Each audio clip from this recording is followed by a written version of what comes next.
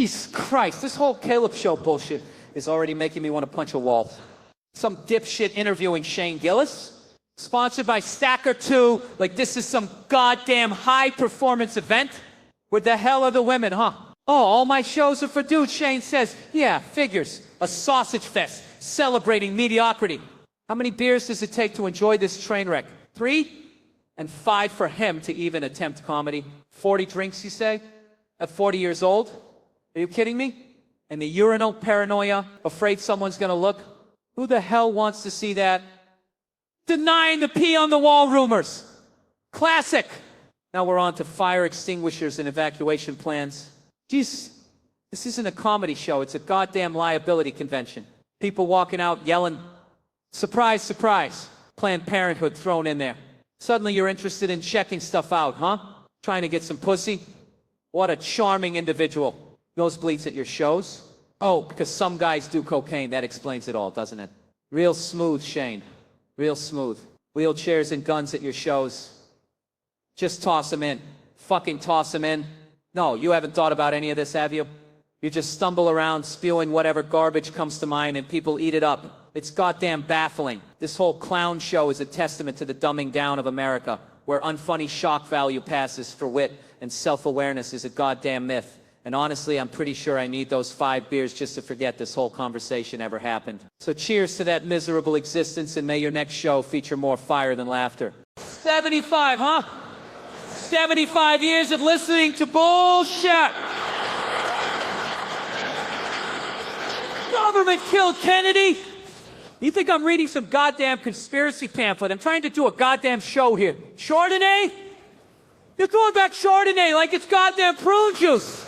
What, you think you're gonna solve the world's problems with a buzz and a senior discount? Elvis? Elvis was your celebrity crush? You were 15, Sharon. 15. That's practically cradle robbing for the king, and you was a degenerate coke fiend. Jesus Christ, you were too old for Elvis, and I know Elvis was humping anything with a pulse. So that tells you everything you need to know, doesn't it? Too old for Elvis. That's like saying you're too boring for golf. It's practically an impossibility. And now you're sitting there, sipping Chardonnay, thinking you've got all the answers. You know what the answer is, Sharon? The answer is nobody knows a goddamn thing. We're all just making it up as we go along, pretending we know what we're doing while the world burns around us. And you, Sharon, with your Elvis crush and your Chardonnay, you're just as clueless as the rest of us. Clueless. All right, so this chick comes up, 18 months sober, like she deserves a goddamn medal. All shaking and shit, nervous as a long-tailed cat in a room full of rocking chairs, right? Oh, I'm part of your recovery, she says. Like I'm supposed to give a fuck about her path to righteousness, as if my life is some kind of goddamn inspiration, a feel-good story for her little book club. Jesus Christ. 18 months, big deal. I've had shits that lasted longer than that. You think I give a rat's ass about your little victory over the crystal meth demon when I'm standing here, sweating under these goddamn lights, trying to make you chuckle, and she's waving around some dude's keychain like it's the Holy Grail. Sign it, like I'm goddamn Elvis Presley reborn as a recovering addict. And she's telling me about mama's tripping and kids got me tripping, like I'm her personal goddamn therapist. All she wants is attention, a little pat on the back for doing what she's supposed to do, being a goddamn adult and not smoking meth in a goddamn dumpster. Laugh is the key, she says, as if I didn't know that, as if I'm not up here trying to get you all to laugh, lady. I'm the goddamn key. Then she throws in, I love you, like she actually knows me, like she's not just projecting her own goddamn insecurities onto some random comedian. It's insane. Absolute madness. And then another chick chimes in, anybody ever been to prison on the corner here? Female prison. What is this? A goddamn TED Talk on prison reform now. 5 years she did this tiny little thing, like she's been through some real shit, and then she's automatically like a goddamn expert on all of it. Meanwhile, I'm standing here feeling like a goddamn fraud because I'm complaining about some entitled drug addict's keychain, while women are doing hard time. It's all so skewed, so distorted, and all those idiots thinking it's entertainment. But hey, I wouldn't be up here griping about it if I didn't feel I'm doing good to some, even to this meth head, so let's hope she doesn't relapse, or else I'm not signing any more goddamn keychains. Oh, so I'm at this friggin' baseball card show, right? Remember those garbage dumps? All sweaty nerds pawing at cardboard like it's gonna buy them a mansion. I was just a kid rocking a fanny pack, which I know already paints a target on my back for every bully in the 5-mile radius, but what are you gonna do? My buddy, this little weasel, he's decided he's gonna be friggin' Robin Hood, except instead of giving to the poor, he's just lining his own goddamn pockets. Kirby Puckett, rookie, Dallas Strawberry, the whole damn shebang. Shoving them all in my fanny pack. I'm just standing there like a goddamn idiot. An accessory to grand theft baseball. We're making our getaway when bam, some rent-a-cop blocks our path. He ain't going nowhere, he yells. Just then my dad shows up. My dad who thinks I'm some kind of choir boy, not a goddamn accomplice to the crime of the century. The guy rats me out, your son's stealing cards. My dad's face turns the color of a goddamn fire hydrant. He grabs me by the shirt, lifts me off the ground like I'm a friggin' rag doll and screams, "Is this true? Is this the son I raised?" And I swear I pissed myself. Right there, like a goddamn geyser. The rent-a-cop felt so bad he just let us go. So I get home, scared shitless, and my dad is furious. But years later, Christmas, we're at Sears. The place smells like desperation and cheap cologne, and I want one of those bendable wrestler dolls. Are you kidding me with these dating apps? They're supposed to simplify things, not turn you into a goddamn extra in a low-budget porno. What is this, 1997, and I'm on some weird AOL chat room. So I'm single, I'm vulnerable. Post-breakup, like a wounded gazelle in a goddamn Serengeti of desperation. And swipe right on this chick, right? Hot, like cover of Sports Illustrated swimsuit issue. Hot, and she's even hotter in person. Brooklyn date goes well, which really means I get hammered because facing the abyss of my own loneliness sober is not exactly my idea of a good time, okay? So, romantic moment, freezing New York winter, I grab her, plan a kiss, and she's all my, I didn't expect that, like she's friggin' Audrey Hepburn, and I, being the charming drunk I am, blurt out, "You better fucking expect it." Classy, right? Ghosted, deservedly so, but then bam, weeks later, Friday afternoon, "How are you? I want to see you when I want to get freaky with you." What the hell kind of text is that? I'm a comedian, not a goddamn therapist fielding booty calls, and my response, "Oh yeah?" With a question mark, like I'm some goddamn academic debating the merits of casual sex. And she fires back, "Do you want to get your dick sucked or not?" Are you kidding me? My brain short circuits, immediate red flags, possible robbery scenario unfolds. Some dude stole her phone. But no, it's her. She's had a bad week. Join the club, sweetheart. Try being a comedian in 2024. And this is her solution. Some random warehouse in Queens. Sounds like a goddamn horror movie, okay? So I ditch lunch with my parents, lying to my mom in pursuit of oral sex. How low can I get? Mom even yells, "Go get him, Sammy." God, I hate myself in these moments. So I'm off to the shady apartment. No furniture, just a couch and a bottle of scotch. Feels like I walked onto a set for Brazzers, and then she drops the roommate bomb. I hope my roommate doesn't catch us. So I'm supposed to be turned on by the possibility of being caught in some illicit act. Is this some kind of performance art piece I didn't sign up for? But the dick's in charge at this point, right? So we move to the bedroom. The going down commences, and bam, a guy appears. Jacked, tatted, wearing a cast. Why a cast? Staring at me like I'm some lab rat. And in my panic, I ask, "Can I help you? Can I help you?" What the hell am I? A concierge at the orgiastic hotel. He's all, "Are we gonna do this? Or what? Do what? Sacrifice a virgin to the gods of awkwardness?" I try to back out, but he's all, "You're either or you're out." Like I'm auditioning for goddamn Ocean's 11 of sexual deviancy, and I'm out. I practically waddle out the door with my pants half on, clutching my JanSport backpack like it's a goddamn life raft. And then just to add insult to injury, my mom calls to check on my audition, and I lie again, because apparently humiliation and self-loathing are the only things I'm truly good at. So yeah, that's my dating life, a goddamn circus of bad decisions and questionable roommates. Thanks, dating apps. You really know how to make a guy feel like a champion. Oh, Delta, you miserable sack of seriously, Biscoff cookies. Yeah, all right, they're decent. I'll give you that. Sugary little crack wafers that mask the despair of modern air travel. Fine, but 20,000 miles gone. Vanish into the digital ether like my goddamn youth. Then you got some miserable broad on the phone telling me, "Oh, we don't do complaints anymore." What the fuck does that even mean? You can't complain anymore. Is this North Korea now? You just bend over and take it like a good little consumer sheep. Email the complaint division, might get back to you in 6 months. 6 months? I'll be dead from a heart attack induced by your horrific customer service by then. And then another one, smug as hell. "Oh, those miles are from 2010. We didn't start keeping track until 2011, so you're telling me you were just handing out free sut for a year and nobody noticed? What kind of Mickey Mouse operation are you running?" "Sorry," she says with that fake hollow sorry that drips with condescension like she's apologizing for my existence and I lost it. I admitted, I told her I hope she died in a fire. Yeah, I said it, sue me, but come on, what else are you supposed to say to these people? I didn't wish her a slow, agonizing death. I just suggested a slightly warmer afterlife. Maybe a minor case of spontaneous combustion, just enough to singe her eyebrows and make her realize the error of her ways. Treatable fire, folks, treatable. I'm not a monster. No, I'm just a guy who wants his goddamn airline miles back, but of course that's too much to ask for in this dystopian hellscape of late-stage capitalism. So thanks, Delta, for reminding me why I hate everything. You're the goddamn best at being the absolute worst, and you know what? Your Biscoff cookies taste like ashes now. You know what grinds my gears? Fucking Delta. That's what... Oh yeah, they got the Biscoff, the goddamn crack cookie of the skies, okay? It's versatile. You can dunk it. You can eat it straight. It's like the biscotti's trashy cousin, all right? Biscotti thinks it's so fancy because it's studied abroad, right? Oh, look at me. I spent 2 summers in Prague nibbling on despair.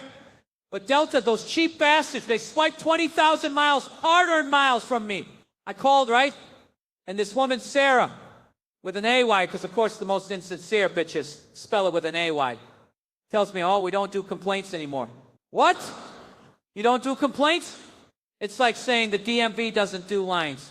She says I can email, but it'll take 6 months. 6 months to tell me I'm getting screwed.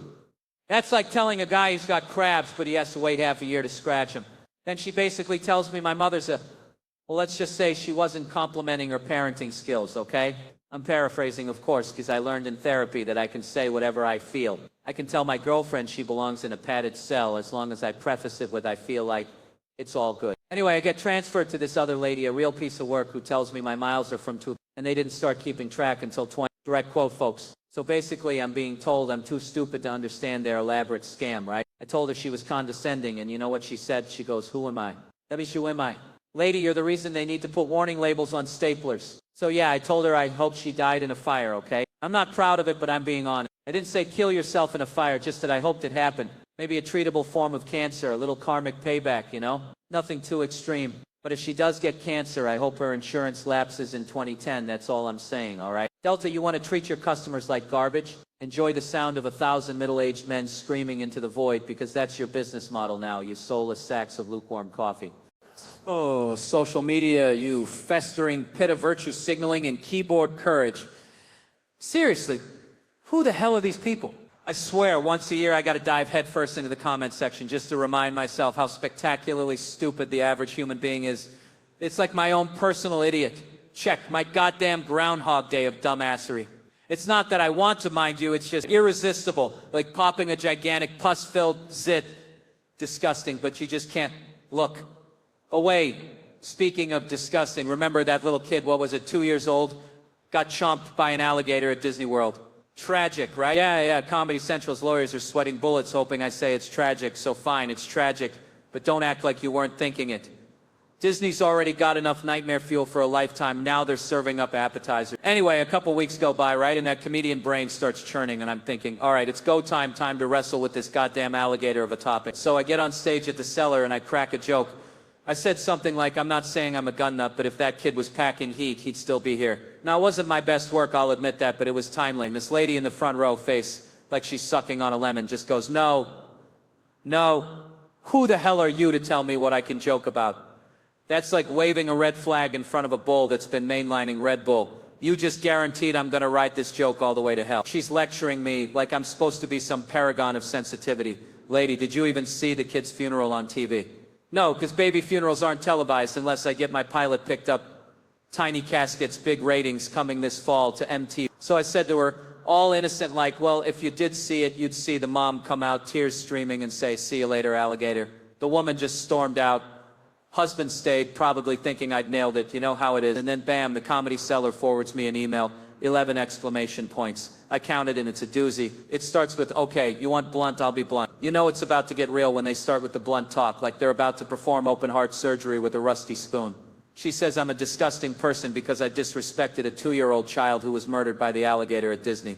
Murder? Lady, you think the alligator's getting paid for this? You think he's calling up his alligator mob boss saying, job's done, boss, where's my swamp cabbage? Then she says she's never been so offended and repulsed by someone in her life. I am honored. And then this little gem, she left immediately but stopped to tell the staff why. And they followed her to make sure her drinks were being paid for. Those Coronas weren't going to drink themselves, Sarah. Get your outrage on your own dime. And the kick, apparently the comedian before me was doing Holocaust jokes, and she didn't bat an eye. So I'm the bad guy for a see you later alligator pun. a goddamn pun. She even calls me a pathetic excuse for a human, saying I don't deserve to breathe the same air as the dead kid's family. All right, little dramatic much. And then she ends it with, he can go fly a kite. Fly a kite.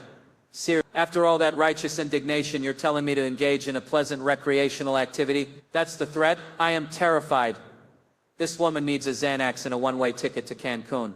The owner of the cellar, bless his heart, emailed her offering to Comper and her husband a night out. I hope they take him up on it, and I really hope they book me for the show so I can thank her personally from the stage. Ladies and gentlemen, welcome back to the Comedy Cell. And now get ready for the headliner, Sam. See you later, Morel. That's right, I'm owning it. If this is what it takes to get under your skin, then prepare for a full-blown alligator-infested nightmare. I'm never going to apologize for being me.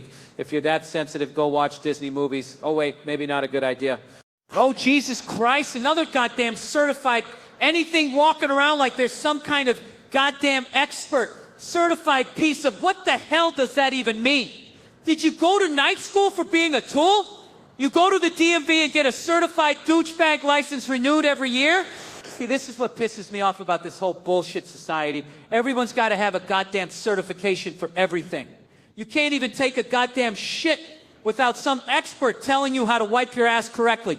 Meanwhile, the planet's burning, nobody can afford a goddamn house, and we're all just staring at our phones like a bunch of goddamn zombies. And then these chicks are always worried about getting cheated on. Did a lot of women come up to you? Like that's the problem? Maybe the problem is you, lady. Maybe your personality is about as appealing as a goddamn root canal. And this whole AI thing, robots, who the hell wants that garbage? Give me the emotion, the anger, the fire, even if it's bipolar, at least it's real. Unlike this Silicon Valley garbage where they're pretending that AI can ever replace a human experience. Seriously, you think a damn robot can understand real human connection? It's like these tech bros are selling us a digital soul, a cheap imitation of what makes us human, and we are lapping it up like the morons we are. We're doomed, I tell you, doomed! And now that I think about it, I should make a certified expert to teach you all how to be human again. I bet I'd sell more than you load brokering logistics types, because apparently knowing how to live is a harder commodity than moving goddamn freight these days. I gotta tell you, I'm just fucking thrilled to be here tonight. Thrilled! You know what I was doing before this? Trying to figure out why my goddamn smart TV thinks it's smarter than me. Seriously, I tell it to turn on Netflix. It wants to update the firmware, then ask me if I want to sign up for Peacock. Peacock? Who the hell even uses Peacock? It's like they're actively trying to make me smash the thing with a baseball bat. And that's when I started thinking, you know, this whole smart thing is just a scam. We're surrounded by all these gadgets, all these apps, all these connections. But what's it really doing for us? Nothing. Makes us stupider, lazier, and more connected to a bunch of goddamn screens than to each other. We're walking around with these phones glued to our hands, looking down at the tiny little boxes, missing the world happening right in front of our faces, right? And social media, don't even get me started. It's just a giant competition to see who can pretend to be the happiest, richest, and most enlightened. Meanwhile, everybody's fucking miserable. Miserable. They're curating their lives like they're museum exhibits. And for what? For likes? For followers? To impress a bunch of people they wouldn't even piss on if they were on fire? It's pathetic. And the worst part is, we all know it's bullshit, but we keep doing it anyway. We're all complicit in this charade. But that is the thing. It's that constant need for validation, that fear of missing out, that drives all this insanity. People are desperate to feel special, to feel important, to feel like they matter. So they fill their lives with all this crap, this noise, this distraction, hoping it'll fill the void inside. But it doesn't. It just makes the void bigger. Bigger, I tell you. And then you look at the news, and it's just a constant stream of bad shit. Wars, pandemics, political nonsense. And you wonder, what the hell is even the point of all this? I mean, are we just doomed to repeat the same mistakes over and over again? Are we just going to keep chasing after the same shiny objects while the world burns around us?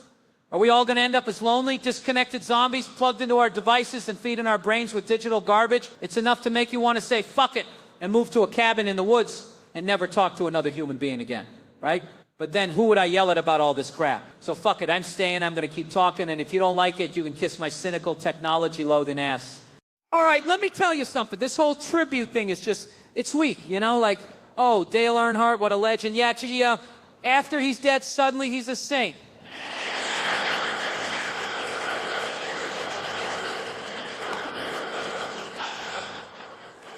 Where were you when he was actually, driving modes? Jeffrey Epstein, what a legend.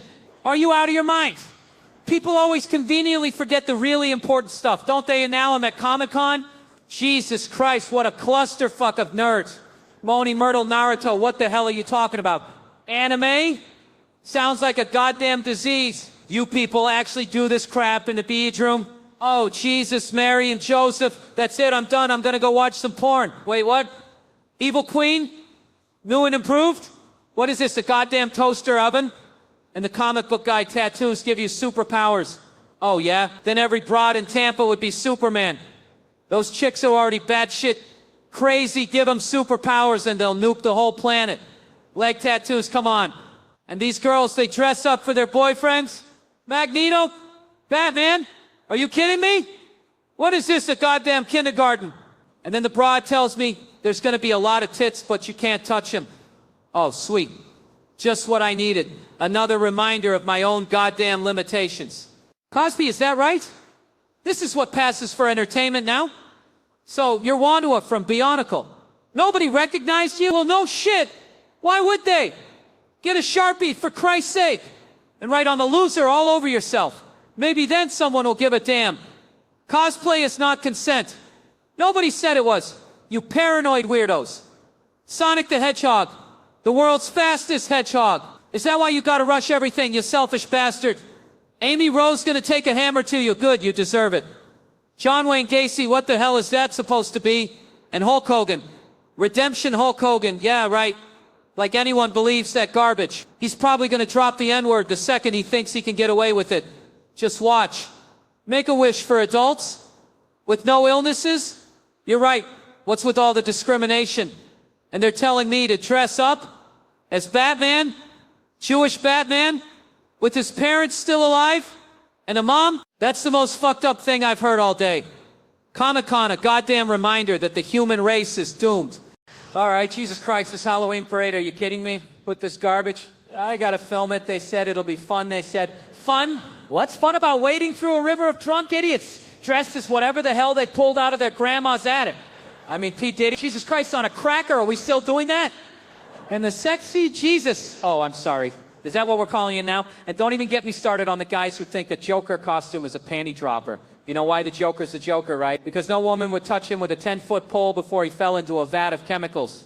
And then there's the violence. Someone beat up Nick Cannon, for God's sake. What is this, a parade or a goddamn riot? He's out there spreading his seed like it's the apocalypse and he's the new Noah, popping out kids left and right. Elon Musk, Nick Cannon. When are these morons going to learn to pull out or at least use some damn protection? Of course, nobody wants to talk about that. They're too busy taking selfies with a drunk guy dressed as a sexy dark angel while a couple of other jackasses argue about whether they're Team Willy Wonka or Team Johnny Depp, as if anyone gives a flying fuck anymore. No, this is New York. Apparently organized enjoyable madness, they said. Enjoyable my ass.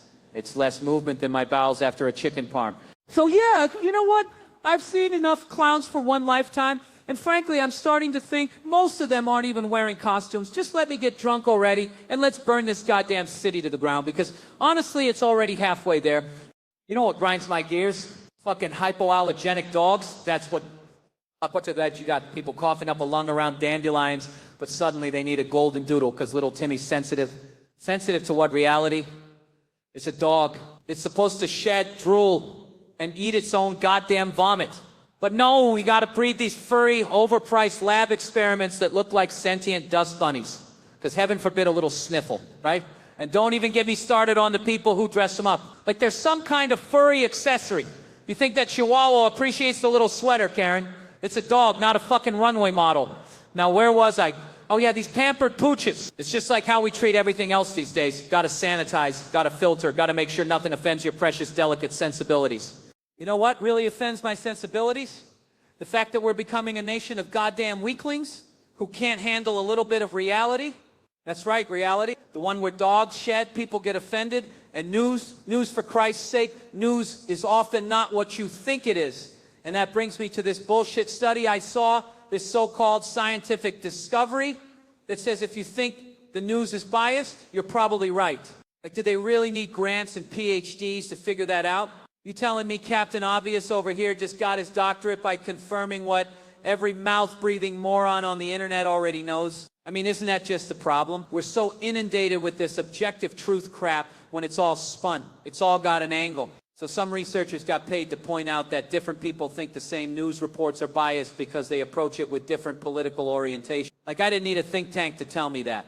My crazy Uncle Carmine, who thinks Obama was a Kenyan Muslim socialist, knows that MSNBC is a bunch of communist propaganda. And my bleeding heart liberal cousin Bethany, who thinks Trump is literally Hitler, knows that Fox News is a cesspool of racist, sexist, homophobic garbage. This is news to you, and you know who's to blame? Everybody. The damn media outlets for pushing their agendas, the politicians for playing the victim card, and you people for being so goddamn lazy and taking it all at face value. You just swallow whatever the hell they feed you and then regurgitate it online like a bunch of digital parrots. Nobody thinks for themselves anymore. They just find some echo chamber that confirms their pre-existing biases and then pat themselves on the back for being so informed. We used to have Walter Cronkite. Now we got 1,000 screaming heads all vying for your attention, all twisting the facts to fit their narrative. And you wonder why everyone's so goddamn angry? It's because we're all being played, folks. Played like a goddamn fiddle by these manipulative, power-hungry sons of bitches who don't give a shit about the truth. All they care about is ratings, clicks, and staying in power.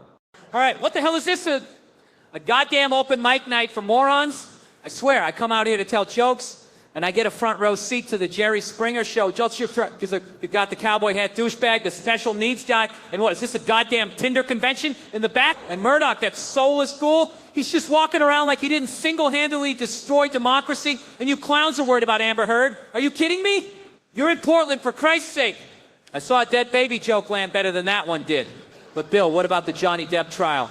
I'll tell you what about it. I'm more worried about the Chinese surveillance balloon hovering over Montana, trying to figure out what the hell is going on in Billings. They probably saw Yellowstone and thought that's where all the action is. Meanwhile, BlackBerry guy over here is like BBM me when you figure it out. Meanwhile, the only thing he's figuring out is where he's going to file for unemployment after they shut down shop in 3 days. What is this, a goddamn sideshow? This broad over here is a Vassar dropout giving me political takes. Vassar, the school for trust fund liberals too, woke to get a real job. That's like asking a golden retriever how to fix your car. You know what? I'm done. I'm going home and watching the news and getting mad about stuff that actually matters. Or maybe just drinking until I forget this whole goddamn evening ever happened. All right, so I'm driving down the highway, right? GPS is telling me recalculating, like I'm some kind of moron who can't follow directions. It's a fucking rectangle. How hard is it? And you know what that little bitch is doing? Routing me through Bridgeport, Connecticut, Bridgeport. Who the fuck goes to Bridgeport willingly? It's like Newark's uglier, dumber cousin. So I'm thinking about this dump, right? And it reminds me of this gig I did there years ago, back when I was young and stupid enough to think I could make a living telling jokes. Some suits from New York offer me $1,000 to play this Bijou Theater in Bridgeport. $1,000 on a Wednesday. I'm picturing a pile of cash, hookers, and a new set of golf clubs. So they scout me out at Eastville Comedy Club Saturday night, lightning a bottle, the crowd's eating out of my hand. These dipshits are like, if you're this good here, you'll kill in Bridgeport. What kind of logic is that? So I get to Bridgeport, and there's this guy. So I'm flying here, right? Fucking airlines, always delayed. Like, what is this, the Pony Express?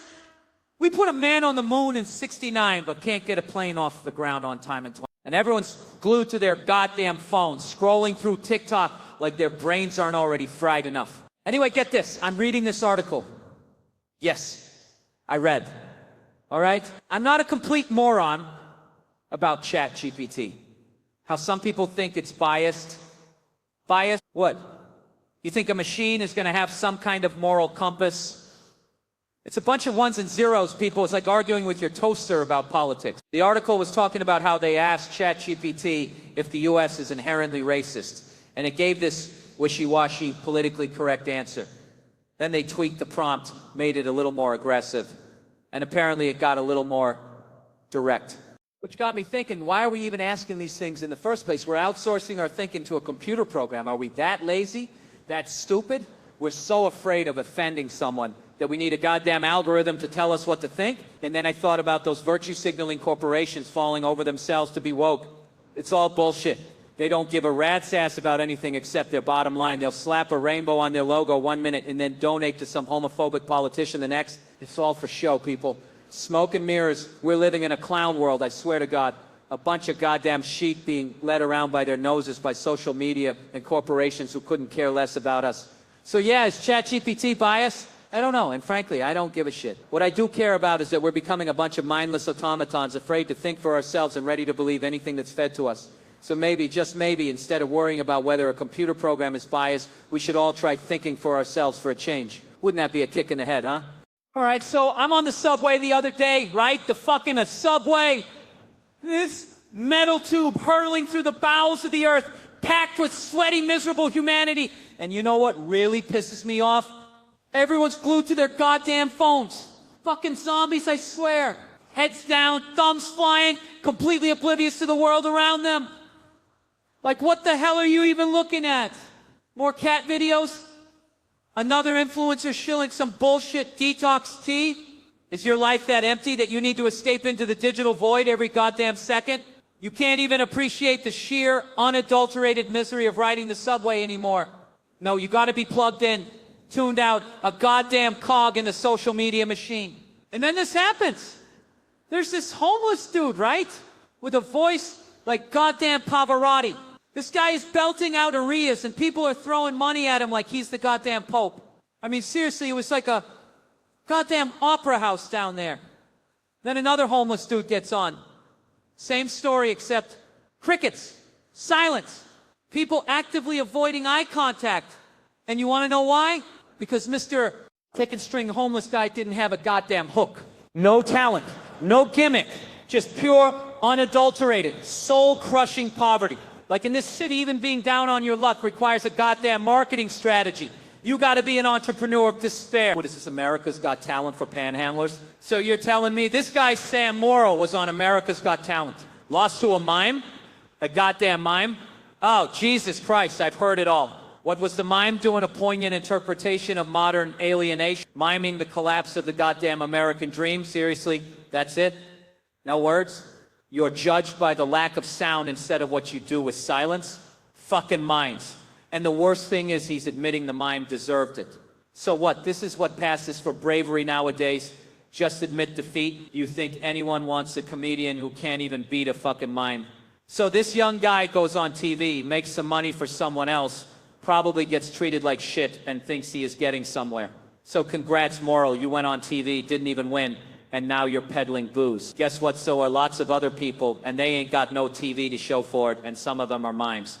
All right, settle down. Yeah, a bunch of pasty-faced morons. Thanks for braving the apocalypse level downpour to get here, seriously. You could have just stayed home and watched some dumbass reality show. But no, you chose me. The guy who's actively questioning his life choices while simultaneously judging yours. Speaking of life choices, ever notice how now everything's a goddamn choice? Back in the day, you got a job, you worked, you died, simple.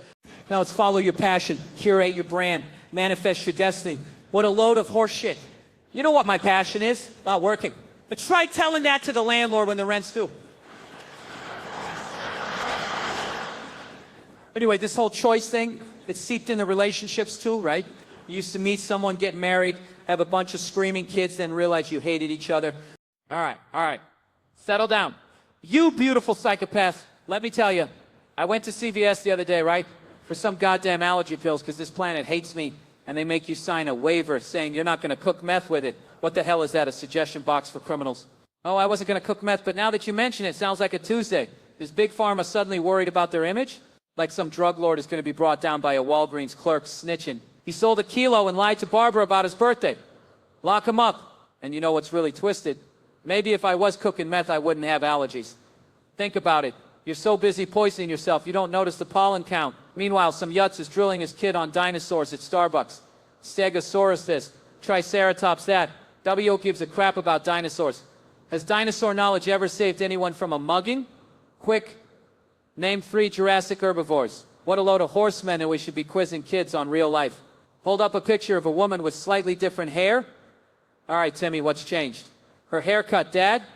Good job, you're already screwed. Or another one, is she mad? She'll say she's not, but she's about 5 seconds away from slicing my tires.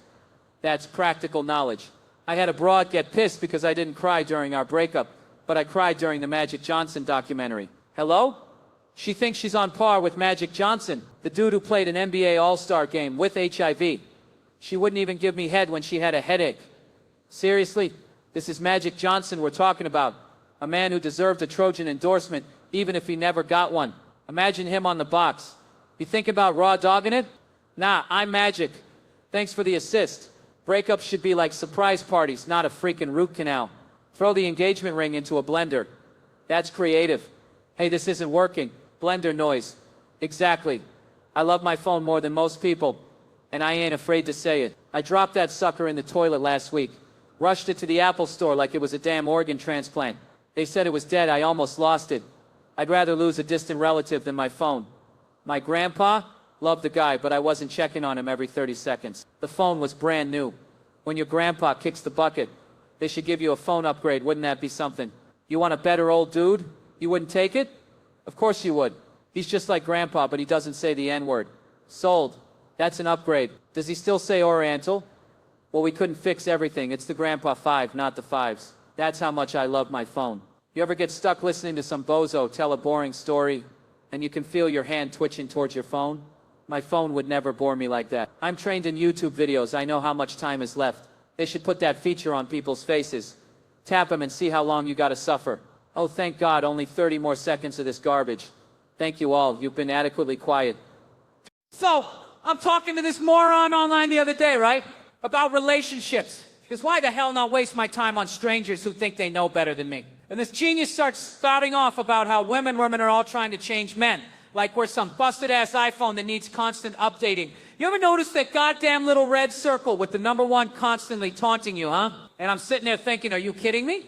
Are you actually serious? Men always act like they are so content with what they have. I am happy being fat and lazy, so women like to change you. So what?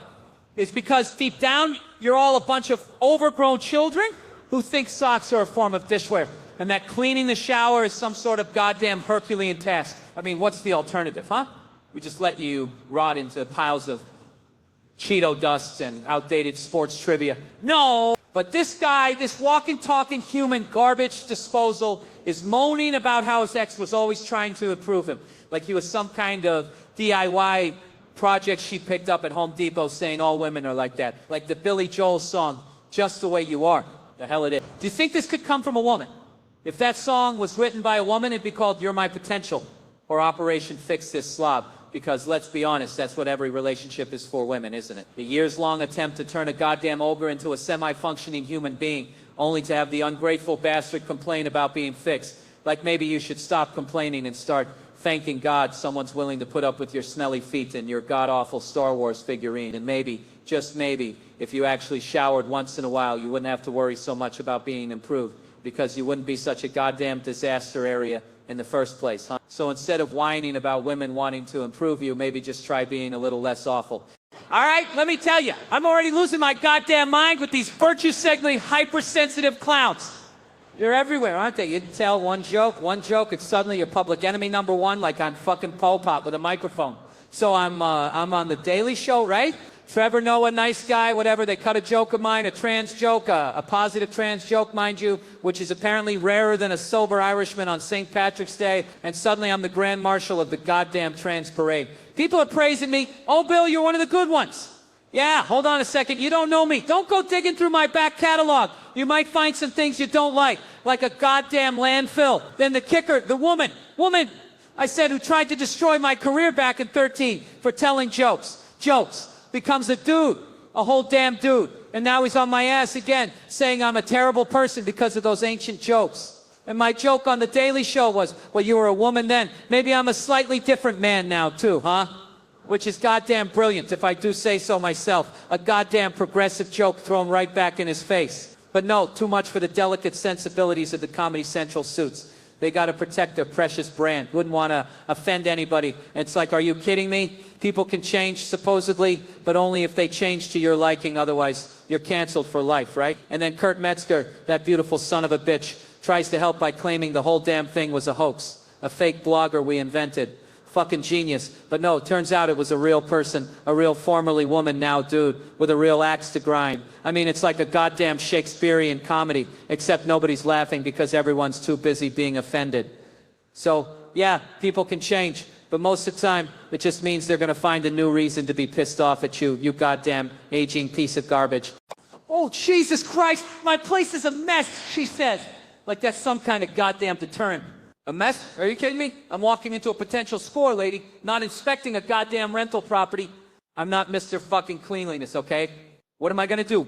Whip out a Swiffer and demand you fold the sheets before I even consider lowering my standards? Jesus, this is why nobody gets laid anymore, overthinking everything. Like I give a flying fuck if your life looks like a goddamn tornado hit it. As long as the important parts work, all right? What? You think I expect some goddamn Martha Stewart bullshit? Please, if a woman's even willing to tolerate my existence, I automatically assume her life's a goddamn dumpster fire anyway, so a little clutter ain't gonna scare me off. Cockroaches, okay? Maybe cockroaches are a deal breaker. I'll give you that. But otherwise, get the hell over yourself. We live in a society, for Christ's sake, and nobody's got time to be perfect. So next time, just shut up and let a man try to get laid, all right? It's hard enough out here as it is. We don't need your self-sabotaging bullshit. It's your mess. You deal with the guilt later. Just say yes, all right? Just say yes. Jesus Christ, you people, you just had to miss the entire goddamn setup, didn't you? I'm up here busting my ass and you're over there flapping your gums about what? The latest goddamn iPhone update? Someone got robbed, right? Not of their wallet, not of their watch. No, something far more important to these goddamn millennials, their self-esteem. Apparently this guy got catfished in a gay hookup. Thought he was getting a goddamn silverback gorilla. Turns out he got a chipmunk. He got duped like some goddamn online dating scam. He expected, I don't know, Thor's hammer, and he got a golf pencil. And you missed the whole goddamn thing. You're like those morons who walk into a movie halfway through and then ask, what happened? You missed the movie, that's what happened? It's also like, you know what? Never mind. Remember the black girl's name from the story? I almost thought that sounded like the N-word. But you guys would be so quick to start making assumptions, wouldn't you? She was Persian. And you didn't hear any of my set, did you? Want to spell it out for you letter by goddamn letter? You know what? Let's just do an undercover cop movie where you're the cop who misses the vital clue and I'm the jaded, sarcastic detective who has to explain it all over again because someone couldn't put their goddamn phone down for 5 seconds. Honestly, this whole experience feels like dealing with a bunch of goddamn toddlers who got into the liquor cabinet and I need a goddamn drink. All right, settle down, you bunch of goddamn apes. You know what pisses me off? Talking about something and then someone has to chime in like they're the frickin' authority. Like, actually, shut your pie hole, Karen.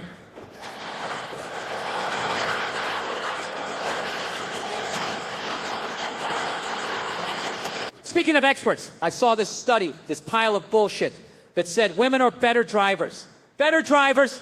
Are you shitting me? Faster reaction times, more stable wheel control. What is this, some woke-ass propaganda? Let me tell you something. I've seen women drive, and it's like watching a goddamn toddler in a clown car. They're either going 20 miles an hour in the left lane, or they're merging without looking and causing a 10-car pileup. And fuel-reckless maneuvers? Oh yeah, because spending $400 a week on gas is such a flex now. I mean, what are we even talking about here? Really? Are we talking about reaction times and control and not the very obvious fact that, well, it's not the 80s anymore and maybe you can't just slap statistics on someone's forehead anymore like a goddamn dunce cap? It's all about the damn narrative now, isn't it? Let's just rewrite history and pretend that women haven't been responsible for half the accidents on the goddamn road since the invention of the automobile. It's just like those studies that say chocolate is healthy, then a week later it's going to give you cancer. I'm telling you folks, science is bullshit. Just some other dude's opinion, and this whole women are better drivers thing.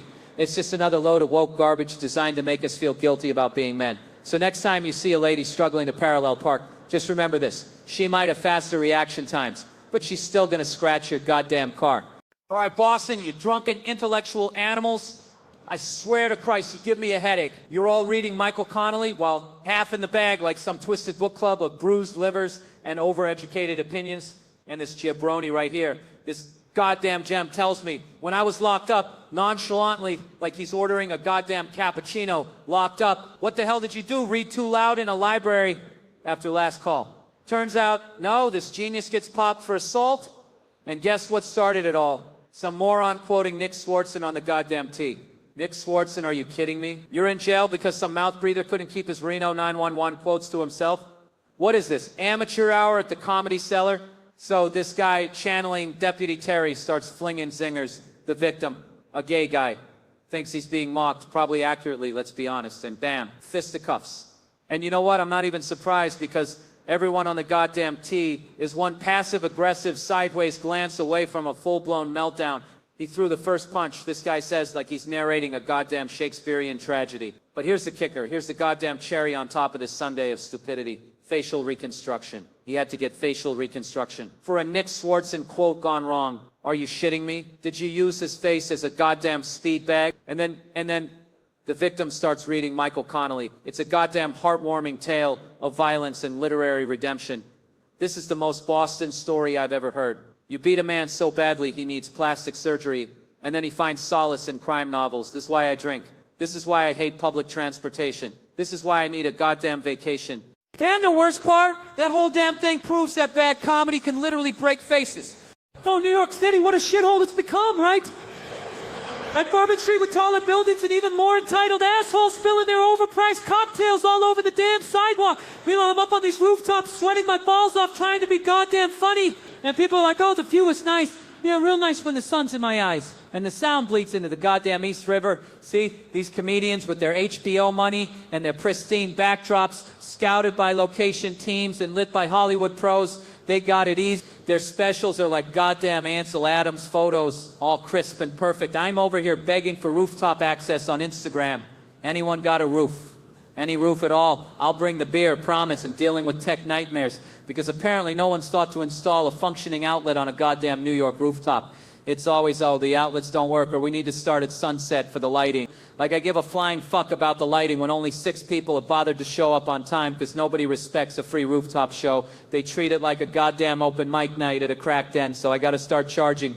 Venmo me $10, I'll text you the address. Like running a goddamn drug deal just to film a comedy special, and then the paranoia kicks in. 40 people paid, which means 35 will show. Is that enough for a goddamn taping? Jesus, what a circus in my crew. Me, a reformed Orthodox Jew kid, who's probably regretting ever meeting me. And some drone enthusiast who ends up editing the whole goddamn thing. Only the drone keeps breaking every night. Something goes wrong. Williamsburg, some kid knocks the damn thing over. Propeller's broken. Serious? You're flying an expensive piece of tech over concrete and expect it to last. Then there's the cops showing up, which would have been comedy gold, but of course the camera wasn't rolling when they were there, so it's just a bunch of out-of-focus shots of people whispering. The cops are, and my director, that poor bastard, trying to make it all work, but hey, at least now everyone's shooting rooftop specials because I did it, right? Oh, Bill Burr did it. It's edgy and real. Yeah, real fucking stressful and low budget, but hey, maybe in 4 months nobody will give a shit anymore because everyone will be back to indoor specials and forgetting we all were stuck in lockdown. All these comedians out there touring non-stop like they are running the show. I'm out here covering the fucking cracks up. The truth is, the goddamn truth is, I was rusty, and this whole rooftop spectacle was just one giant elaborate excuse to cover up the fact that I was bombing on stage. So what's the takeaway? Comedy is pain, and sometimes the best way to deal with it is to film it from a broken down roof with a drone that's held together with duct tape.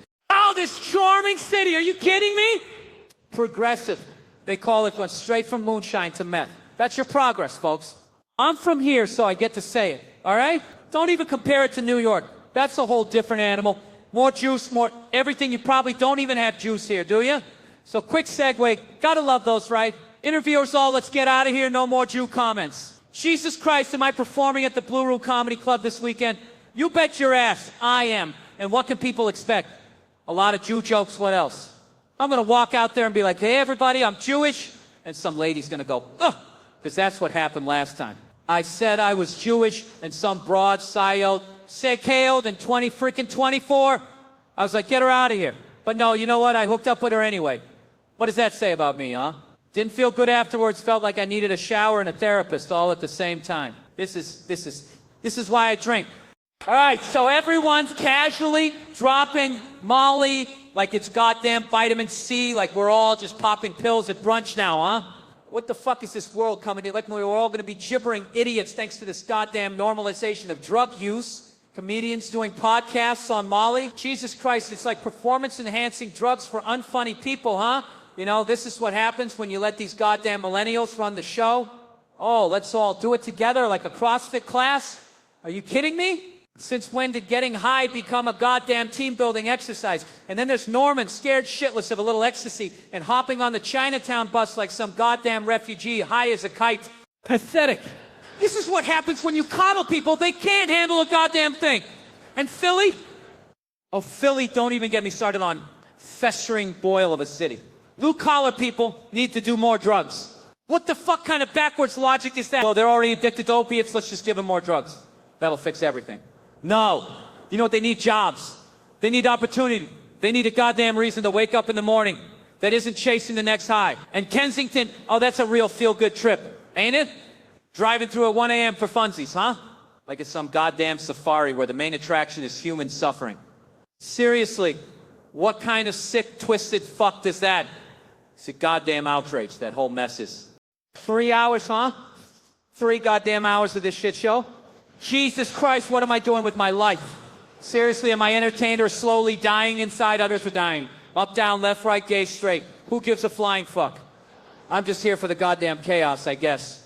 And you know what's really messed up? Being high as a kite on shrooms, watching the biggest show in America, and all you get is some brain-dead conversation. What?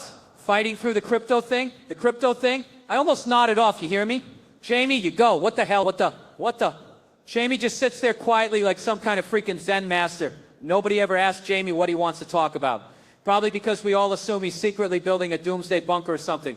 Nah, that's bullshit. Jamie's a psycho. I take it all back. That little geek's a monster. Probably got more goddamn guns than Rogan, for Christ's sake. Jamie, what time's good if you got... Let's do this. You get to bring it up. What's Jamie bringing up? Have you ever seen him in the goddamn hot seat? Not over there. He's stuck on the ones and twos like some goddamn cog in the machine. He says, I've been on a show, though. Sure, you're on all of them, but you're like a goddamn ghost in the machine. He says, there's been a couple where I've been involved more. Oh, that's fun. He's so goddamn mysterious, the man behind the goddamn curtain. All right, Seattle, let's talk about this Space Needle bullshit, huh? You call that a fucking tourist attraction? I walked over there expecting some kind of futuristic goddamn skyscraper, and it's just a tiny little prick sticking out of the skyline. I mean, seriously, Space Needle? It's more like a space pin. What am I supposed to do? Take a picture and pretend I'm impressed. Oh, look, a slightly taller than average metal stick. Meanwhile, up in Toronto, they got the CN Tower, which, correct me if I'm wrong, is an actual goddamn tower. It's bigger, it's badder, and I bet you they don't have a bunch of bums shooting up heroin at the base of it. Observatory deck, you say? Yeah, that's what I'm talking about. People probably go up there and actually enjoy the view instead of just passing out from a fentanyl overdose like they do in your Needletown. So tell me again, Seattle, what exactly is the point of your sad little overhyped metal phallus? You know what? I'm done with this country. I'm moving to Canada and getting a good look at a real goddamn tower. Oh, Jesus Christ. A Navy SEAL? That's who she used to date? A goddamn Navy SEAL? What am I supposed to do with that? I'm out here trying to be a decent human being, and I gotta compete with a guy who's trained to kill people with his bare hands. Probably could scale a building with his teeth. You know what I mean? I'm thinking, oh, her ex was a barista. I can work with that. I can make fun of the skinny jeans and the soy lattes, but no, it's a goddamn SEAL. Like I'm supposed to be funny while knowing this dude could waterboard me with his pinky finger. This is bullshit. This is the problem with dating today. Everybody's got some crazy ex with a goddamn titanium spine and PTSD from kicking down doors in Afghanistan. So what, now I'm supposed to be intimidated? Now I can't talk shit. What am I gonna say? Oh yeah, you used night vision, you snuck around, that's real brave. Like comparing him to Al-Qaeda throwing rocks at tanks, because that's what real heroes do. Real heroes wear flip-flops and pajamas, haven't showered in a week, and still manage to terrify the U.S. military with a rusty AK-47 and some monkey bars. That's the real American dream. You get that. All right, settle down, you bunch of chuckleheads. Rafting! That's what I was doing last week. Rafting! Like I haven't embarrassed myself enough on dry land, I gotta go embarrass myself in a goddamn river. Me and my buddy Naim, right? Now Naim's one of those guys, meticulously Muslim. I'm telling you, reads the fine print on everything. Worried about pork in his goddamn starburst? Pork in a starburst? As if he's gonna accidentally ingest a forbidden pig, end up with swine flu from a goddamn candy. So we're out there with Lance, doing this weak-ass one-armed doggy paddle, while Lance is perched on a rock like he's freaking Aquaman. And I'm like, where's Nine, man? My boy is gone. Did he fall in? Did a goddamn catfish swallow him whole? Lance just shrugs. Oh, he's underwater. He'll pop up. Pop up? Like a goddamn cork? Or pop up dead? What kind of confidence is that we can bring him back? Bring him back? What is this? Pet cemetery on the freaking Colorado River. Then wouldn't you know it, Nine surfaces scared shitless, eyes bugging out like he just saw Elvis riding a unicorn, gripping his life vest like it's the last goddamn life raft on the Titanic, blinking like he's sending Morse code to the goddamn Coast Guard. I'm yelling, get to the rock, you numbskull. But he's just floating past, waving his paddle like he expects some volunteer to pull him up. And I'm thinking, the hell I am. I'm not tall enough to reach and I ain't joining your slow motion water ballet of terror. Then Night, the genius, throws him a lifeline. I'm like, what if we need that later? Let him handle his business. This goes on forever, paddle waving, drifting, panicking, while all these lily-white families are out there paddling like Olympian pros, some using their kids as freaking oars. Pros? Blink. Anyone gives a damn about river rafting, pros. But here's the kicker, the cherry on top of this whole goddamn Sunday of stupidity. Nimes drifting down the middle of the river, paddle waving, and this white dude comes barreling towards him, smacks his paddle out of the way and says, "Move, man! You're messing up the trail." Messing up the trail? Like there's freaking traffic rules on the river? You think Naim would start chanting to Allah, right? Nope. Without even a beat, he yells, "Jesus, please help, Jesus." This guy won't touch a Starburst without checking for pork gelatin, but he's happy to call on Jesus when he's about to drown. I almost told him to just eat a pork sandwich and get it over with. End of hypocrisy. But no, gotta wave the paddle and pray, I'm out of here. Thank you, and don't forget to tip your waitresses. So I'm sitting here, right, contemplating the absolute shit show that is my life, and I realize, get this, not everybody explodes like a goddamn Yellowstone geyser every goddamn morning. Are you kidding me? Joe, we move. Okay, new house, fancy she-mancy living room, couch closer to the porcelain throne. I'm thinking finally some progress. Second day in this glorified box, I unleash hell, walk out feeling like a new man, and suddenly my wife's acting like I just detonated a goddamn nuke in the bathroom. "Do you need to go to the hospital?" she screeches. What the hell was that? Like I'm supposed to have a goddamn orchestra in there, a goddamn symphony of polite digestion. "Is that normal for you?" she asks, like I'm some kind of alien life form. Normal? Lady, this is my reality, okay? This is the daily grind. Every day she gasps, sounding like she just saw Bigfoot.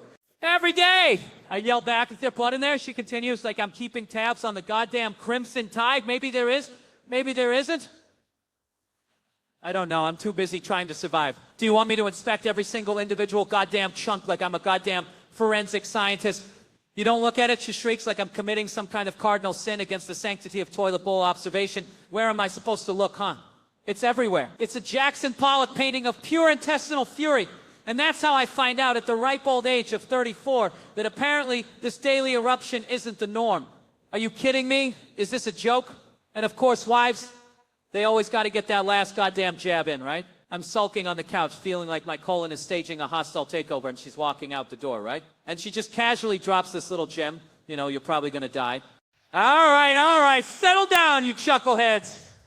Go to sleep, Maddie, go to sleep. What is this, a goddamn lullaby for imbeciles? Like yelling at her brain is going to flip the off switch? Newsflash. Genius, she's not a freaking clown. And newsflash to you too, Sparky. Nothing happens by yourself. It takes a village? Oh, Jesus, you sound like a goddamn bumper sticker. Look, I get it. We're all interconnected, blah, blah, blah. Even when we think we're alone, we're not. Yeah, well, try telling that to the guy stuck in traffic listening to... And what's with the fellas? Have you even attached the third ankle latch? Are we building a goddamn rocket ship or changing a diaper?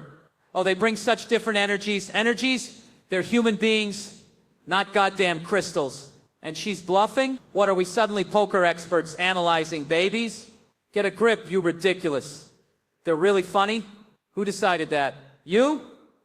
What, are you the laugh authority? And y'all looking good, ladies. What is this, amateur hour at the retirement home? Oh, stop it, you're flirting with your mama? I'm not flirting with your mama. I'm looking at you flirting with your mama. Jesus Christ. And Kevin Hart as quarterback.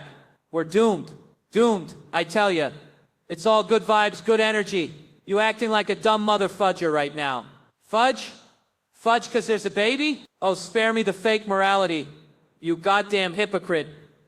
It's okay to dumb everything down and feed the world with stupid stories.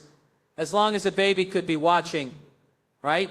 I mean, this whole damn mess is a goddamn monument to coddling and moronic sentimentality. Just a goddamn participation trophy made of celluloid and desperation and baby talk. And honestly, it proves that a whole lot of different energies can still come together and produce one steaming pile of blah.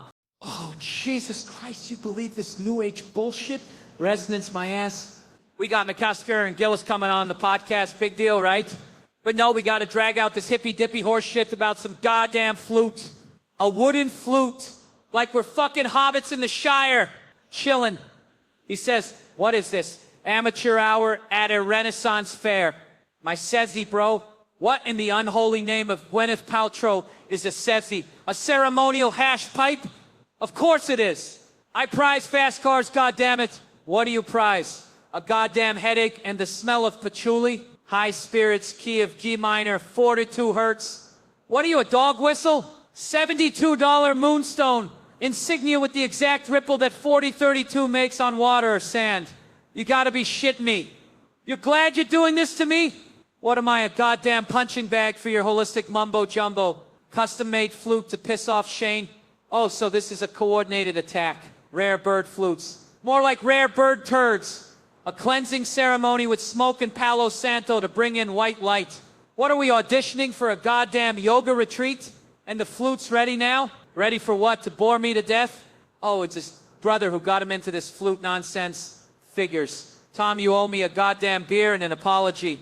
Pentatonic scale so you can't go wrong. Try me. Frequency research, 4032 hertz is better than 4. You sound like a goddamn Alex Jones for music. Oh, a double-barrel flute. You're trying to kill me with Celtic tradition. And gloves, like we're handling radioactive material. Fairies, and he's shaking his head.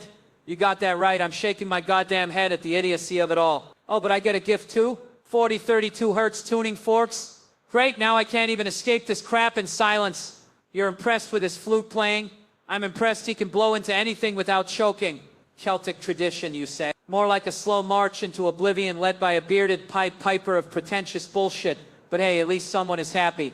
All right, so you're telling me about this goddamn relationship, this thing where you gotta babysit some broad or she's gonna be sucking somebody else's DK behind your back. Like, is that what passes for romance these days? What kind of fucking fairy tale is that? I'm sorry, but nobody dreams of that song. So listen up, tough guy. You had a few laughs with her. Maybe she makes a decent sandwich. I don't know, but she's out there in La La Land, chasing sunshine and dick, so let her go. Seriously, let her go. And find somebody whose brain is wired a little closer to your own. You know, someone who isn't treating your relationship like a goddamn revolving door. That's what I'm talking about. Anyway, that's it. Italy was great. Thanks for the pasta and the fake smiles. Ireland, England, Scotland, Amsterdam, Belgium, Germany.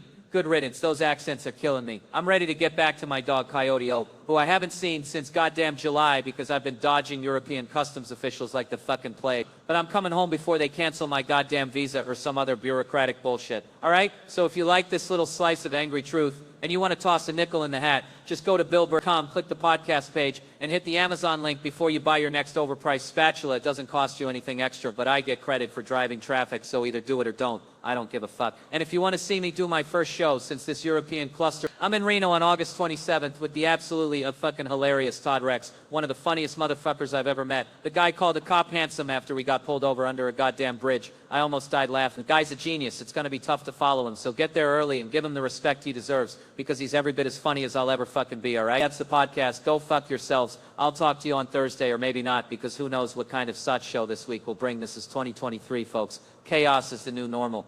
Oh, the goddamn oil family, don't even get me started. We're paying for these inbreds to live like goddamn cartoon characters, funded by our taxes, our blood, sweat, and tears. Meanwhile, we're scraping by, and what's the trade-off? Total access to their lives, a goddamn real-life reality show. We don't need the Kardashians, we got the House of Windsor, right? So these nosy broads in Putney or wherever the hell they live are glued to the TV. Ooh, what kind of cancer does she have? Is it stage 3, stage 4? Like it's some twisted soap opera, their only goddamn entertainment. And then Meghan Markle, God bless her, shows up and says, wait a minute, you want pictures of my kid? Are you out of your goddamn mind? And they're all like, but. We pay for it. You people belong to us. Did she not know what she was signing up for? Seriously? Princess Di dying in a car crash? Those are ratings goldmine for them. The season finale of the century. Juliana Margulies, eat your heart out. ER couldn't touch that drama. Talk about a goddamn cliffhanger. Will they, won't they? Boom. Character eliminated. Ratings through the roof. They had to write her off the goddamn show. Jesus Christ. It's their sick, twisted game. They're obsessed with these people. Princess Bess looking like she got clocked in the face with a 9-iron. It's a goddamn freak show. And we're paying for the ticket. So next time you see a crown, remember it's bought and paid for by your misery. And their happily ever after is built on your damn reality. Oh, Jesus Christ. Netflix wants me to market my special ball hog like I'm some goddamn dancing monkey. Come on over, Tom. Show your stuff. No, you can't. Huh?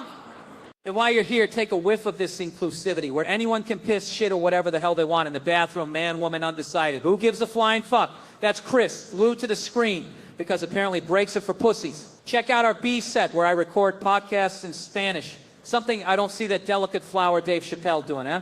And that fat fuck Bert Kreischer, yeah, the big boy himself, also on Netflix. We got to reinforce the floor on his side. The guy's a walking avalanche. Everybody else is doing podcasts in their mom's basement, but we got studios, multiple sets, 10 years of your mom's house. What the hell have you done with your life? We get guests, comedians, musicians, actors. You know who's funny? Musicians. Some comedians are like gargoyles with microphones. Christina P. sits over there with her hemorrhoid pillow after squeezing out my kids, by the way. Yeah, I was there. Unlike some dads I know. And what's this? Someone drew 6 tits on our dead dog, FIFO. What is wrong with people? I got invited to do stand-up at a minor league baseball game. Ricky Henderson was playing. They gave away bobbleheads, and they wanted me to do more stand-up in the 7th inning. Did you not see the bombs I just laid? I mean, come on, pup play. Don't even get me started on people pretending to be dogs, sticking tails up their asses. Rectally, Jesus Christ, this world is going to hell. This soft wall, though, I love this goddamn wall. I could rub my face on it all day. It's softer than my agent's promises and jackets. I'm a sucker for jackets every damn time. Dallas, Long Beach, I buy a jacket. I wear it once. This Gucci thing, Netflix bought it for me 2 days before shooting Ball Hog, and I didn't even wear it. Now they know the irony. This coffee, watered down piss. Too much goddamn milk. I would commit felonies for a decent cup of coffee around here. You see this jacket, Netflix bought it. And then there's Ball Hogs. That's right, Ball Hogs. I was doing some research in a hotel room. You know, research, and I stumbled upon a whole genre of women torturing men's testicles, and I thought, that's it, that's the special. So thank you for visiting, thank you for watching or not watching, whatever. Go watch Ball Hog or don't. I got bills to pay. But seriously, get the fuck out of my studio. I got work to do. You have to go. Now get. The human race is doomed, isn't it? Oh, Jesus Christ, another freaking hotel. You know how many Holiday Inns I've had to grace with my presence this year? And you know what always happens? Always, it's like these mouth readers are reading from the same goddamn script. Last name, they grunt like I owe them something. Sagura, I say, and bam, here it comes. The inevitable, whoa, are you Japanese? Like totally 100%, right? Are you kidding me? Oh, we don't get a lot of Japanese folk around these parts. They drool. So I got to slam on the brakes. Hey, genius, newsflash, I'm not Japanese. And they squint at me, the wheels turning like rusty gears, but Sagura, it sounds Japanese. No shit, Sherlock. Maybe because you're pronouncing it like some anime character. I could say Smith in a fake Japanese accent, and suddenly I'm Mr. Miyagi. Then comes the golden question, the one that makes my blood boil. But what are you? What am I? I'm a human being, you imbecile. When's that ever a necessary question? The sushi chef, maybe. Fucking accountant, okay, maybe. Oh, Jesus Christ. You know what grinds my gears? These limousine liberals parading around Sunset Boulevard like they're hot shit. 30 feet, you say? A freaking limo pulls up 30 feet away. And who gets out? Big Daddy Kane. Big Daddy Kane, people. You know, the guy who's probably wondering why some pasty-faced ginger is yelling at him. But what else are you gonna do? Stand there like a friggin' mannequin? Nah, something just took over me. The spirit of racial. Well, no, let's not call it racial anything, because then I'd be labeled a racist. Let's call it the spirit of mutual recognition. Yeah, that's the ticket. And so I yelled, "Sup, Kane?" And he looks at me like I'm the biggest idiot on the planet. And of course I deny it. Classic. Wasn't me, Kane. Somebody else over there did that shit. Now, I'm not saying you should go yell at Big Daddy Kane, all right? But I am saying that if you ever see the guy and you feel that spirit of mutual recognition, don't fight it. Let that shit flow. And maybe, just maybe, he'll yell back. And if you don't know who Big Daddy Kane is, what rock have you been living under? Seriously, just go educate yourself. And then maybe you'll understand why I'm standing here yelling about a limousine and a rapper. Or maybe I'm just a crazy bastard. I rest my case. So I'm at this supposed doctor's office, right? A place that looks like it was designed by a committee of raccoons. And you could hear everything through the paper-thin walls, like a goddamn public service announcement for medical conditions nobody asked for. And I'm waiting, stewing, when I overhear the doc ask the guy inside, "So what's your medical need for marijuana?" And the guy's like, "Bone disease." Bone disease? Are you kidding me? I thought you just strolled in, winked, and said, "Weed's the bomb." And he'd be all, "Sign here, pal." So naturally I start panicking. My brain's a goddamn pinball machine of worst case scenarios. I'm thinking, just tell him you have AIDS. Yeah, AIDS. He'll ask when you found out, and you say 5 minutes ago.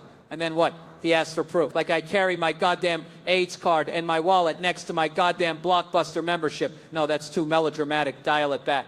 Then cancer. Yeah, I'll just say I have cancer. Then I remember all my relatives who died from that goddamn disease and think, if I lie about cancer to get high, I'm going to get cancer next week, aren't I? All this bullshit culminates in me sitting in front of Doc Feelgood, who asks that dreaded question, "What's your medical need?" And the best I can muster is, "My eyes hurt." He's all, "Vision problems? You don't wear glasses." And I'm all, "Can't Hurts. Everything hurts. Ow, ow, ow. And the dude writes me a goddamn prescription for crying out loud. So as I'm leaving, the next guy's walking in. This dude, I swear to God, is a goddamn stereotype walking. The LA Cholo, cocky Dickies, oversized white tee, Chuck Taylor's LA hat, and an LA tat. So if he loses his hat, he still has his team, right? Goddamn. So I listen at the door, thinking he's screwed. And the doctor asks, what is your medical need? And this guy just says, I just really like the way that weed makes me feel. And the doctor writes him a prescription. You're telling me I went through all that, contemplated faking AIDS and cancer, and all this dude had to say was,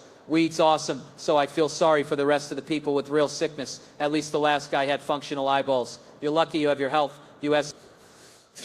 All right, settle down, you jabronis. 20 million YouTube subscribers, huh? Big deal, like numbers automatically make you smart or funny, right? We're all just gonna pat ourselves on the back for clicking a button. Fucking sheep. And these stupid glasses, paid for by you goddamn enablers. Help us get to 20 million and one. How, so now we're begging? Well, you think I give a rat's ass about some arbitrary milestone on a platform that's drowning in cat videos and unboxing losers? You know what real success is? Not needing your pathetic validation, that's what.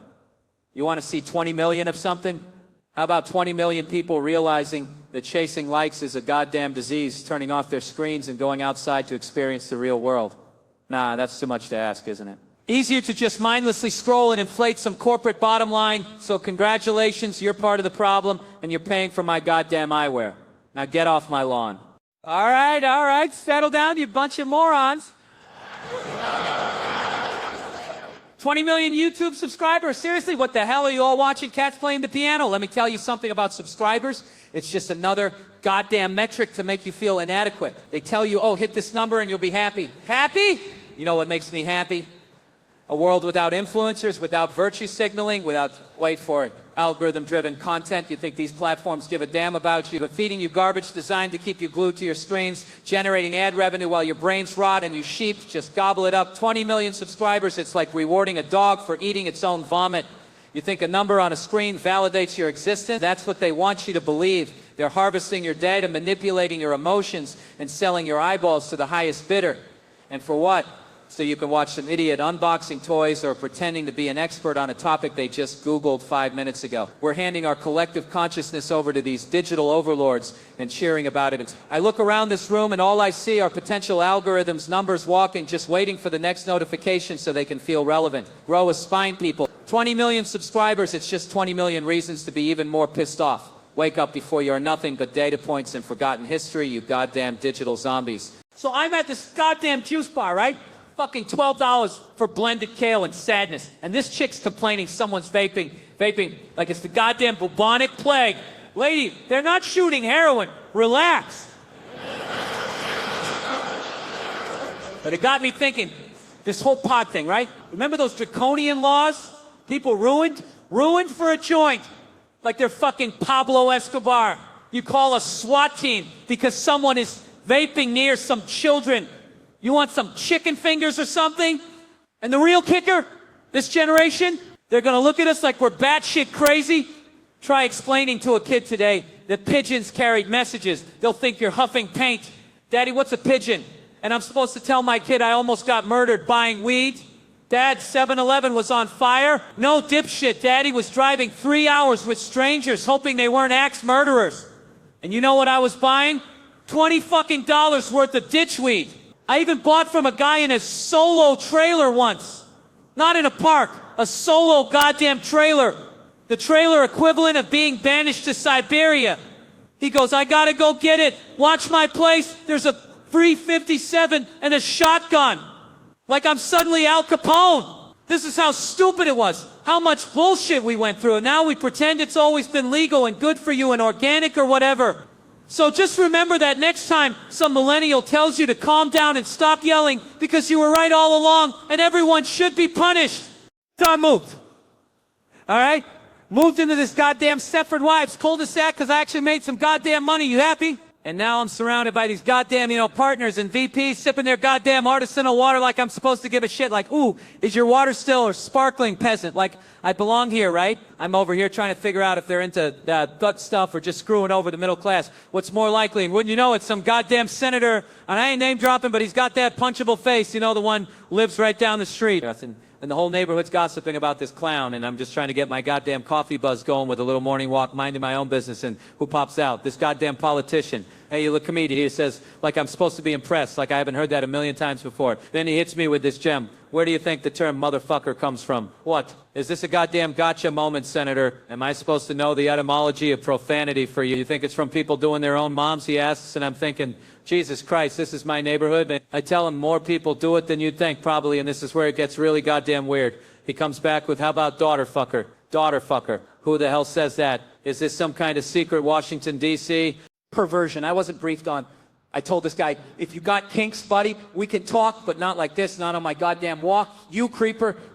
He just missed me, walks back in the house, and I'm left standing there like I just walked into a goddamn improv class. So I keep walking, stewing in my rage about the fact that I bought a house next to that, and wouldn't you know it, he comes back out again. Hey, didn't want it to end like that? He says, like I give a shit.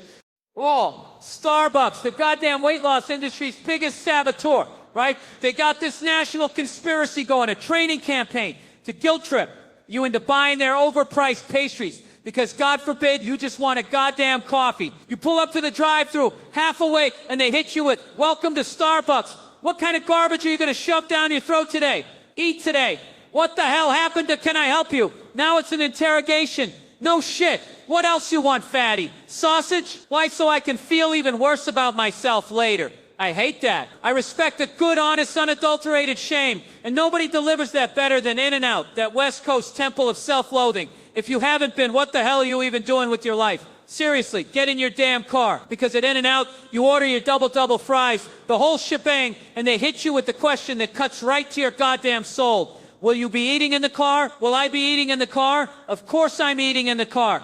Look at me. They already know, that's why they ask. If you say no, they hand you a bag and basically say, get out of here, you're ruining my vibe.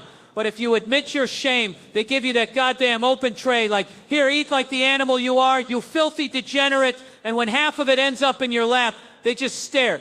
Like you're about to jerk off when you get home because you're so lonely. Which, let's be honest, you probably are. And then just to rub it in, they give you a free milkshake because your sadness is bringing the whole damn place down. And you're making the minimum wage workers depressed. And they just want you to get the hell out of there. Which is exactly what Starbucks should be doing. But no, they gotta push that damn sausage croissant. The passive-aggressive bastards. The whole damn thing's just a slow burn into a heart attack and a lifetime of regret. Thanks a lot. Corporate America, so next time, just be honest. Just tell me I'm fat and give me my damn coffee, okay? All right, so I'm online, right? Doing the usual bullshit, pretending I'm not a broke-ass comedian who sweats for a living. I'm scrolling through yachts, like I'm gonna drop a few million on a floating pile of fiberglass, 55 feet. What am I gonna do? Host a midget convention? Not big enough. And then I'm on to private jets, G550, yeah, that's the ticket, 53 million. 53 million! Who the hell do I think I am? I should be associated with this entitlement. That's what it is, the disease of the goddamn modern age. And it hits me the hardest when they bump me up to first class. Yeah, I fly every damn week in Coach Sardine City with the screaming babies and the armrest hogs. But suddenly they say, Mr. Oh, I met Kevin, yeah, real original title. I met Kevin on the set of Death at a Funeral. Of course it was death. That's what happens to your career after you give advice. Death at a Funeral, perfect. And he's got that special on Showtime. A bunch of young comedian guinea pigs, and little Kevin, Mr. Genuine, comes up to me asking for friggin' advice from me like I'm some goddamn guru. And I actually gave it to him. You know why? Because I'm a moron. I'm a goddamn moron. He's one of the only two guys ever to listen. The other one's a sorry dude. What are the odds? So I look at him, I'm all sage like, yo, Kevin, you're funny, genius level funny, but you're competing with those guys. Those comedic turds, they aren't your peers. They're freaking doorstops. You're better than all of them, but you gotta escape their orbit. Find your voice, your freaking voice. That's what I told him, a true story. God is my witness. What the fuck was I thinking? And within like 800 days, boom, Kevin Hart is a supernova bigger than me, taking parts from me, parts that I rightfully deserved. He's in a movie with The Rock. My last name is Rock. How the hell did that happen? How did he steal my rock? So yeah, now when young comedians ask for advice, which they do, like I'm some kind of goddamn career genie, you know what I tell them? Shut the fuck up, that's right, straight to the point, because the only thing advice gets you is screw.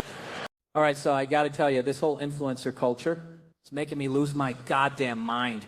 I mean, pool parties in Vegas, bachelor parties, for God's sake. Who needs that garbage? So I'm hearing a story about this rapper, right? Booked for one of these daytime douche fests. Probably full of people who think Corona is sophisticated, and who shows up? Freaking Kevin Hart. Now, I ain't hating on Hart. The guy's funny, I guess, if you like screaming midgets. But here's the kicker.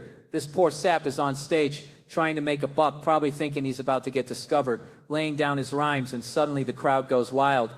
He thinks, holy shit, I'm killing it. Nope. It's little Kevin jumping on stage, mic in hand, hijacking the whole damn show, doing the rapper set. I'm like, are you kidding me? Can you imagine that? Some Philly kid idolizing this guy, and bam, there he is, ruining your career before it even starts. The nerve of some people thinking they could just barge into someone else's life, steal the spotlight, and everyone's supposed to cheer. It's like showing up at a funeral and starting to do a little dance. And years later, this poor rapper realizes what happened. It's not a dream come true. It's an act of goddamn narcissistic terrorism. Who does that? What kind of ego do you have to just assume everyone wants you around, even when they're trying to work? It's like he's allergic to not being the center of attention. A total, utter lack of self-awareness. And he gets away with it, because he's famous. Well, fame doesn't excuse douchebaggery, all right? It just amplifies it. That's why Hollywood's the new Sodom and Gomorrah. Pure, unadulterated hubris. This is why cats are better than people. They ask for nothing except food and affection. And they don't try and steal your damn rap career.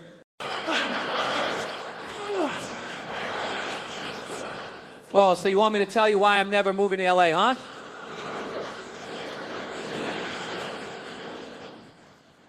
I just about to leave this dump. Listen to this. I had to get 3 freaking rabies shots. 3! Why? Because I'm an idiot who let the goddamn dogs out at 3 a.m. and a goddamn raccoon decides my leg is a goddamn tree. And what do? Mr. Content Creator over here starts poking it. Yeah, poking a wild animal that's probably got more diseases than your average Tinder date. But you know what the real problem is? These freaking Instagram feeds. Ah, look at the cute raccoon. Let's snuggle with it. Yeah, snuggle with rabies, you morons. Some Japanese feed with 12 raccoons in bed. Now suddenly wild animals are freaking teddy bears? Are you kidding me? And I call animal control, right? Hey, I got a raccoon acting weird. Might be rabid. And you know what the lady says? Oh, a lot of people in LA are testing their cocaine for fentanyl. If it's positive, they just flush it. So the raccoon probably just got into somebody's stash. Fentanyl-addicted raccoons. Are you freaking kidding me? That's LA, folks. That's the freaking place you want me to move to? Snakes on a plane? Forget it. Raccoons on fentanyl. That's the freaking sequel Hollywood's too scared to make. Oh, I can't be a goddamn rapper? What the hell is this? The societal expectation that you gotta sound like you gargled gravel to spit some rhymes, like my voice ain't gonna cut it, because it doesn't resonate at a frequency only dogs can hear. Is that what you're telling me? So I can't drop bars about my crippling existential dread because I don't sound like I'm narrating a goddamn monster truck rally. What kind of bullshit is that? He said Pacaron. Who the hell is buying that garbage? Certain things hold you back. Oh, I get it. I'm supposed to compensate for a lack of artistic depth by waving my goddamn hands around like I'm conducting an orchestra of rage, right? The higher the fury, the higher the hands go. That's the formula. You think I haven't seen this? These mumble rap gladiators, all tough until their opponent starts channeling interpretive dance. Suddenly they're confused. Is he gonna stab me? Is this performance art? Oh, I can't be a damn singer either. Oh, the universe has decided I'm deficient in both vocal cords and menacing gestures. Is that it? You think all R&B singers do is open their hands, close them, and point, and somehow that's supposed to convey deep emotion? You call that artistry. But you know what's even worse? Those goddamn Temptations impersonators. That slow motion, synchronized slide out into a verse like they're unveiling the cure for cancer, but it turns out to be just another goddamn auto-tuned love song. These bitches don't even know what's about to hit. Yeah, mediocrity is about to hit. That's what's about to hit. Is this all there is? Swinging feet, waving hands, and sliding into the same tired tropes. Nah, I'm done. If that's the bar, I'd rather just stay home and yell at my goddamn thermostat. All right, so people come up to me, these civilians, right? And they're all, hey, Bill, you're one of those joke guys, huh? Like I'm some kind of freak? What the hell else am I supposed to be on stage reciting the phone book? I'm a comedian, you morons. It's kind of implied in the job description. You think I'm going to be up there humming show tunes? No! Love stories are fine, but they got to be laced with jokes, people. Jokes! And it's all self-inflicted pressure, this whole damn thing. We're supposed to evolve, right? Like those fitness freaks online always preaching about self-improvement. I wish there were more people talking about the damn grind of comedy. Got to come up with another hour of hilarious self-deprecation. You got to challenge yourself. You got to wake up every goddamn day and think, I'm going to freak myself out. I'm going to say something mortifying. You got to get out there and embarrass yourself because that's the only way you grow. Otherwise, you'll sit there doing tired food jokes for a decade, and then what? You'll be a fat, predictable hack. So, I dare you. I dare you to get out there and prove yourself. I double dog dare you to do an act out tonight. Go on, I dare you to be original instead of a lazy pandering. You know what? Forget it. You probably won't.